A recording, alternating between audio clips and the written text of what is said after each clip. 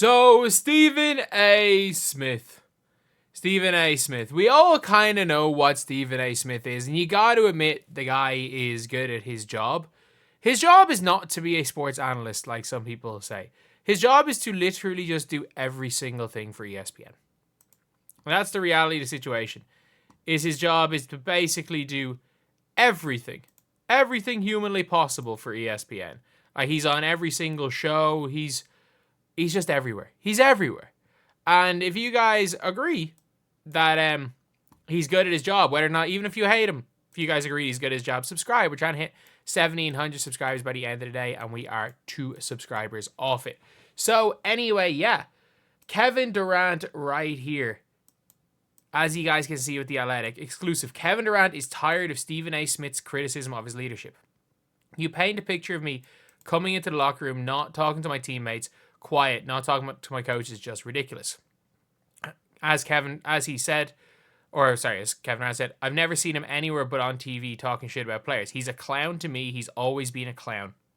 You can write that too. And obviously, this is an Athletic post, so I cannot read that. But I do have to admit, if you're an NBA player, fair enough.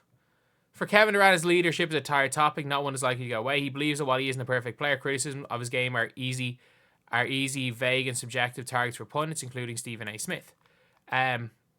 Is getting tiresome. And that's the thing when it comes to Stephen A. is that I do think that that's one of the biggest problems of him, is that he simultaneously doesn't know what he's talking about. Like, he simultaneously, not that he doesn't necessarily know what he's talking about. Like, he knows obviously more than someone like myself would about some of the goings on in franchise. But the problem with Stephen A. Smith is that he is an entertainer before he is a analyst. And because he's an entertainer, he will almost exaggerate things. He will say things. He's doing what we've seen with the especially because I'm doing a lot of stuff on the WNBA side at the minute. You've seen it with journalists that they will create drama to make content on said drama. So if there's no story, they'll create the story. And that's the problem with this, is he'll say something about a Kevin Durant, hoping, even if it's true, even if it's I'll say slightly true, there's probably some slight truth to what Stephen A. Smith is saying. But then you've got some slight truth to it, and then that's probably been embellished, and then Kevin Durant responds, and Stephen A. Smith responds, and then we get a back and forth for years. Not even for years. We get a back and forth, and Stephen A. Smith has got a couple of 100,000 view clip on his show about it. Like, if you guys didn't know, it was a Stephen A. Smith show. One of the biggest things with Stephen A. Smith was that, over the last couple of years, was when Cheryl Swoops and him got into it. It was literally he said one thing about Cheryl Swoops, and in fairness, he was right about what he said. Cheryl Swoops responded, he responded, Swoops responded, and it became this back and forth, and then Nancy Lieberman got involved in the whole thing, and he brought Nancy Lieberman on, and it was a whole bunch of stuff around it, where it's creating drama out of something, and that's what I think Stephen A. Smith really excels at when it comes to the sports media, is I do think that he excels at becoming the story. And I don't think, a lot of people aren't really going to mention that, but it's what he does. He becomes the story, and that's what Stephen A. Smith can do really well. Because look, Stephen A. Smith is literally he's a guy who is bigger, who is almost as big. If you're not an NBA All-Star, Stephen A. Smith is bigger than you, and is realistically more famous than you are in NBA circles. He's getting paid like he's a max contract NBA player almost. And when it comes to Stephen A., he is on TV everywhere you go. Everywhere you are on TV, on ESPN, Stephen A. Smith has something to do with it. Anytime ESPN are having a big show in any sport, Stephen A. Smith suddenly is there. He's just there. And you gotta give him some props for that.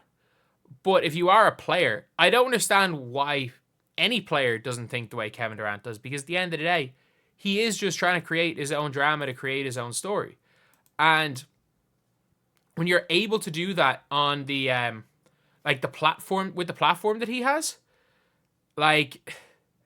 that's where it becomes more dangerous than, for example, just a random journalist trying to do it, or yeah, like it becomes more dangerous. Or when he's saying it, then say random talking head on the internet that pulls in 3,000 views in a video, because obviously it does. The amount of people that are watching or listening to what you say, there is a level of responsibility that comes from obviously having more listeners. Let's be real, there is. So yeah, let me know what you guys think. Are you guys on the side of Kevin Durant? Because I think that's one of the problems with Kevin Durant is the Twitter fingers. It is the Twitter fingers where it's like, I think one of the reasons why Stephen A. Smith will keep saying stuff about Kevin Durant is he knows Kevin Durant's going to clap back. I think he knows KD's going to clap back. Like, even if like there are leadership issues with certain players, but he just knows, one, Kevin Durant is a big name, and he knows, two, Kevin Durant is going to clap back. And he knows when Kevin Durant claps back, he's now got clips for himself. And yeah, it just feeds into the cycle that, the media cycle that Stephen A. Smith has been basically controlling, for lack of a better word, the media cycle that Stephen A. Smith has been controlling for the last decade on ESPN. And yeah, that's it. And we're seeing now more and more in the media as well, like players calling out the media now. And we saw it with the Joel Embiid situation where, to be fair, if Joel Embiid had knocked out that reporter, I still actually think that it wouldn't have been excessive. But we're seeing it now, more and more responding. We're seeing it now, the media saying stuff to try get reactions out of the players. And if that's what the goal is, it is working. It is working because, especially when it comes to the NBA, with an 82-game regular season, no one really cares that much about the regular season. Like, if you look at the channel that you're watching right now, the Mick Hoops channel, there are, like, you can talk about how great certain players have played. No one really cares. But you can talk about Doc Rivers, how bad the Milwaukee are, how bad Doc Rivers has been. You can talk about Bronny James and it'll get some views. And that's just a reality situation is that people aren't that hyped about the basketball. It is the drama around the basketball. Until, like, there are certain big games people will watch. People will watch the playoffs. And other than that, like, it's between October and April, a whole lot of nothing. The trade deadline matters. The offseason matters. The draft matters. But because these teams play 82 games, individual games don't really matter. So a lot of people in sports do have to create their own story in order to get clicks.